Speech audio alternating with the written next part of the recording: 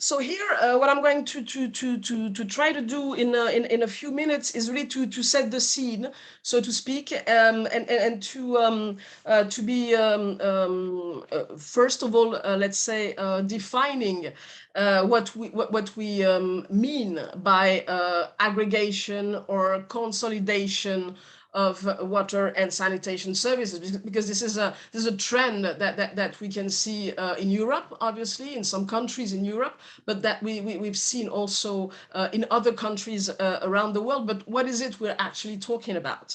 So this definition that I'm giving you is taken from the work done for the World Bank on aggregation of water and sanitation services.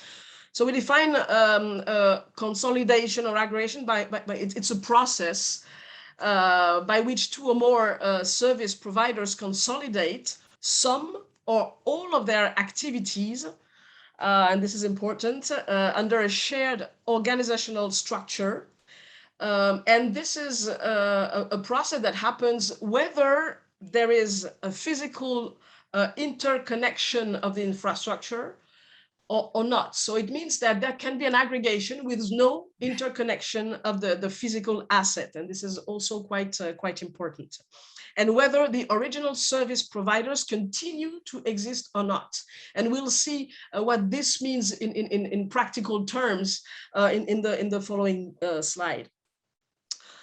So indeed, you can see that with that definition that is quite broad and large, well, it encompasses a large variety of situations. And those situations we have tried to characterize and distinguish those situations according to the purpose of the aggregation, the scope of the aggregation, the scale of the aggregation, the governance of the aggregation, and the process by which it is implemented.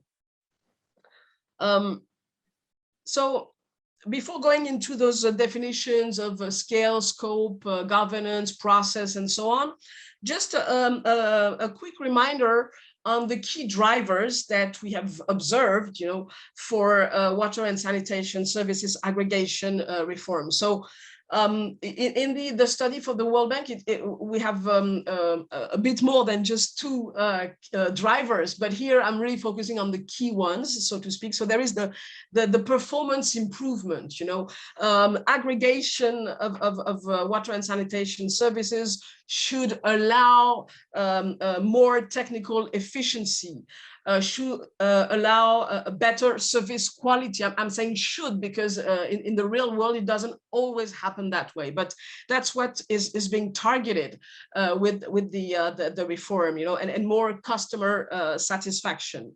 There's also the investment needs that can be really an important push and driver for aggregation through increasing the financial basis. But is that really happening? That's another question. Through pooling together resources, financial resources, but also human resources for cost-effective investment. Cross subsidies between, for instance, urban areas and rural areas with solidarity mechanisms. So these are really the key drivers that we have identified. And as I was saying, so there are different modalities, different ways of aggregating. The most common scale of aggregation follows the administrative boundaries. So it's most of the time several towns that are being the water services of several towns that are being aggregated, or there is aggregation at regional level or even national level. The most common scope encompasses all services and all functions, all services. So we're talking about water and sanitation, but also abstraction of water, production of water, transport of water, and distribution of water, and the same for the sanitation part. With regard to the functions, we're talking about a customer relationship. We're talking about technical management of the service. We're talking about asset management, for instance. So in most cases, the scope of the aggregation encompasses all services and all functions. Now, there are many ways, to implement a process of aggregation. And what we've seen in the studies of the World Bank, but also this work for the OECD, is that the process is predominantly mandated. So it's really a top-down process in most cases, but not in all cases, obviously. But it's a top-down process, so that is decided by the national level, and that has to be, to some extent, implemented by the local level. It is financially incentivized either by EU funds or sometimes by national grants or loans. And this is, for instance, the case to some extent in Austria. And then for the EU funds, it has been the case, for instance, in Romania, that we'll be hearing about later on.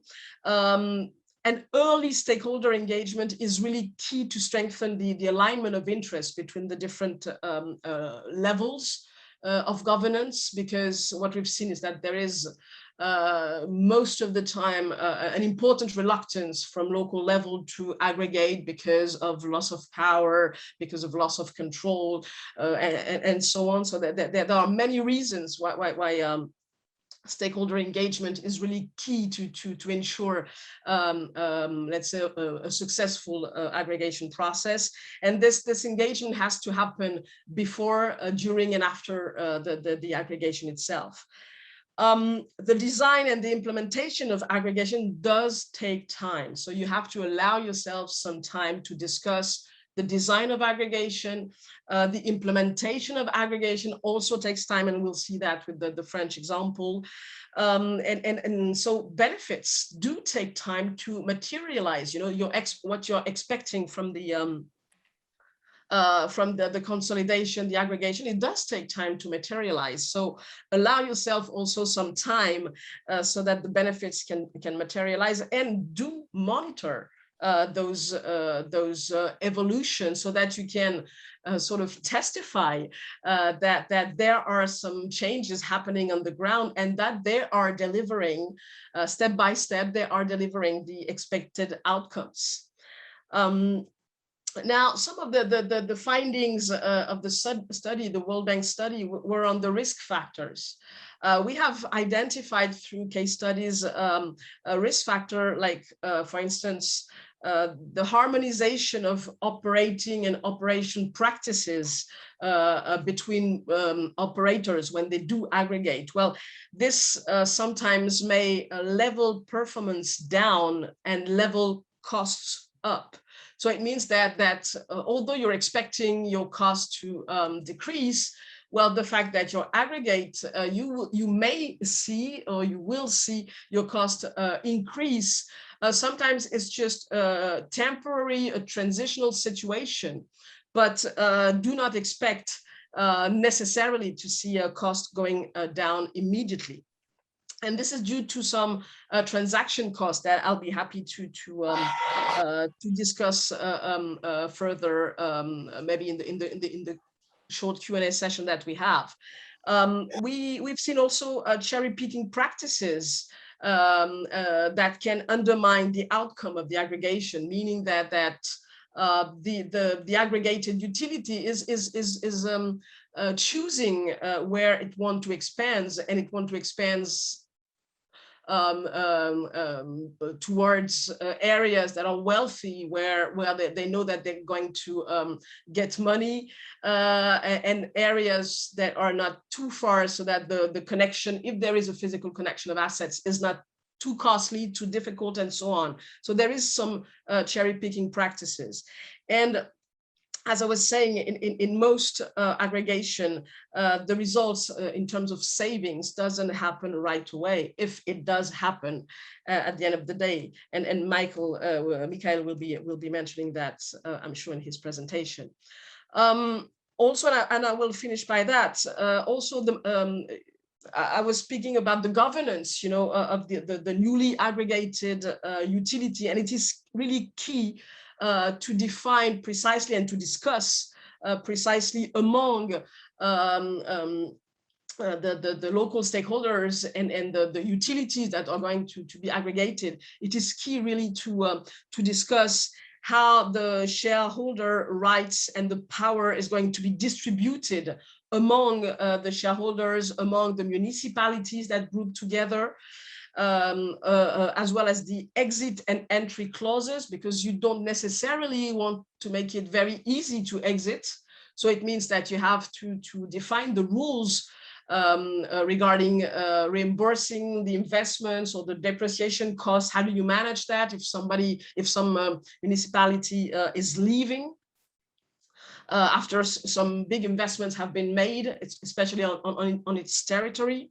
You want to think carefully about the oversight and the coordination of tariff and performance, of cost and revenue sharing between among the aggregated utilities, the asset ownership. Is there a transfer of the asset? Is the ownership completely merged among the aggregating utilities?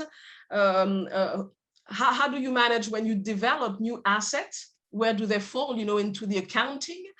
And of course, you have to think about the liabilities, before aggregating, after aggregating. What do you do with the liabilities, with the staffing? Because, I mean, this is a huge cost and area, the staffing and the human resources. How do you manage that before, through, and after the aggregation? And of course, the information technology systems, because we've seen in some examples in Hungary that merging, obviously, IT systems doesn't go without saying. It can be quite costly, and this is one example of transaction cost that you're going to be facing. So I'll stop right there. I've just put, and then my presentation will be put on the web page of the event. There you have the link to this World Bank study that I mentioned. The OECD study that I mentioned is not declassified, if I may say, and it's not public yet, but it should be by the end of the year.